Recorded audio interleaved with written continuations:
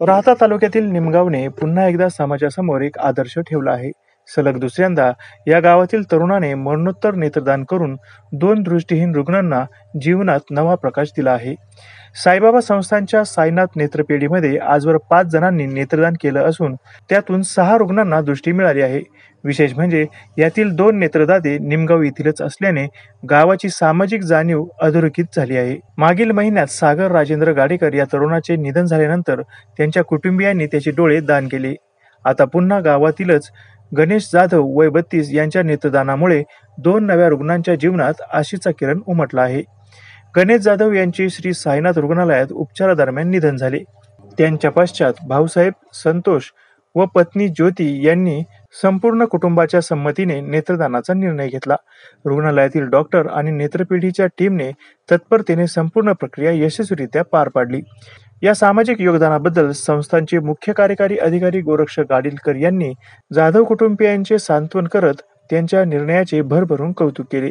नेत्रदानातून मिळणारी दृष्टी ही मरणोत्तरही आयुष्याची अमूल्य देणगी आहे, असे ते यावेळी म्हणाले. प्रतिनिधी अशोक दुशिंग, शिर्डी.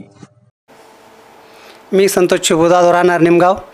आमचा भाऊ गणेश चिबू जाधव साईबाबा संस्थानला ॲडमिट होता. त्यात लिव्हर खराब असल्यामुळे त्याचं आज निधन झालं.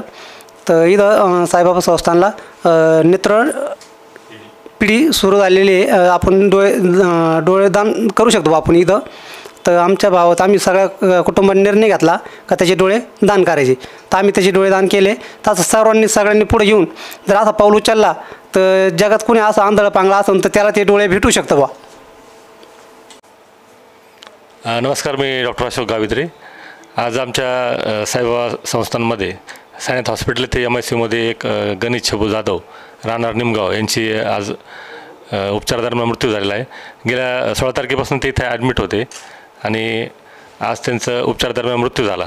तर त्यांचे सर्व कुटुंब त्यांच्या उपस्थित होतं. तर त्यांचे भाऊ देखील आमच्यासोबत आहेत.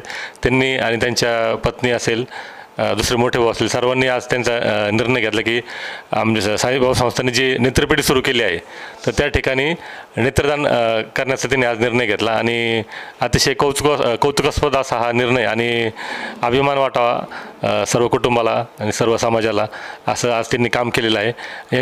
यांच्या नेत्रदानामुळे 2 लोकांना आता दृष्टी मिळणार आहे. आणि सर्वांनी असंच पुढे येऊन जर नेत्रदान केलं तर आपल्या महाराष्ट्र राज्यामध्ये एकही अंध व्यक्ती राहणार नाही. आणि मृत्यूपश्चात आपण काय करतो तर एक आपले जे धार्मिक विधीनुसार आपण एक ते जाळून टाकतो किंवा पुरून टाकतो जे काय डेथ बॉडी आहे. तर प्रत्येकानं आवाहन कराल की कुठेतरी आपले जे शरीरातील मौल्यवान अवयव आहेत तर त्याचा दुसऱ्यासाठी उपयोग व्हावा, यासाठी सर्वांनी पुढे येऊन निश्चित नेत्रदान करावं. साईनाथ हॉस्पिटलने नेत्रपेढी सुरू केली आहे. गेल्या 2 महिन्यांमध्ये आता हे 5 नेत्रदान झालेलं आहे. आणि साईबाबाच्या चरणी हे नेत्रदान केल्यामुळे निश्चितच इतर लोकांना देखील प्रोत्साहन मिळत आहे. तर सर्वांना एकदा पुन्हा आवाहन करतो की निश्चितच या नेत्रपेढीला एकदा भेट द्या आणि मृत्यूपश्चात आम्हाला कळवल्यानंतर आमची टीम जी आहे ती आपल्यापर्यंत तत्काळ पोहोचेल. धन्यवाद.